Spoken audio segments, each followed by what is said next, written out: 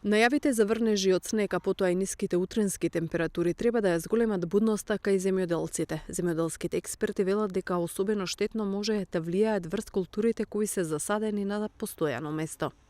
Би истакнал дека најмногу би се одразило на гренарските култури, односно на раногренарските култури кои што се веќе наоѓаат на стално место.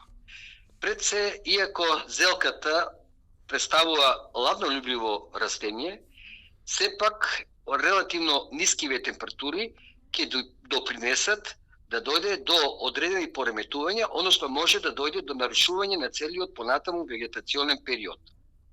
Затоа моја препорака е да после овој период, или пак поточно бејќи сме во зимски период, поточно во првата прилика сончево време, да се пристапи прво и основно со третирање на растенијата, дали фолиарно со прскање или преку систем капка по капка со употреба на ѓубрива на база на аминокиселини. Ово го потенцирам затоа што аминокиселините всушност овозможуваат растенијата подобро да ги пребродат овие температурни шокови.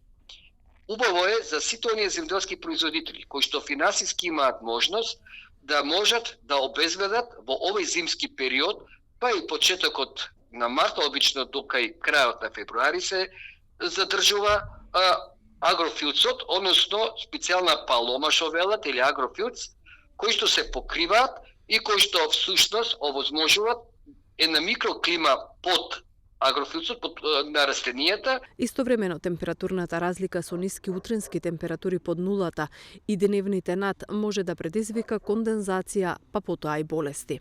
Во вторник и исто така доста ниски температури кои што би достигнале на отворени до минус во утринските часови и до минус 9-10 степени Целзусови, ќе овозможат да дојде до брза кондензација на водената паре, односно на водата, и создавање роса кој што е погодна за појава на болести по растенијата.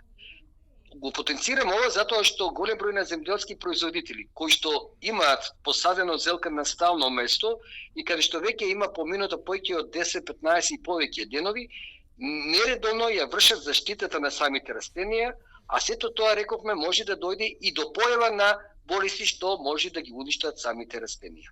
Единствено лозијата и овошките кои во овој период на стагнација на вегетацијата може да издржат и до минус 15 степени.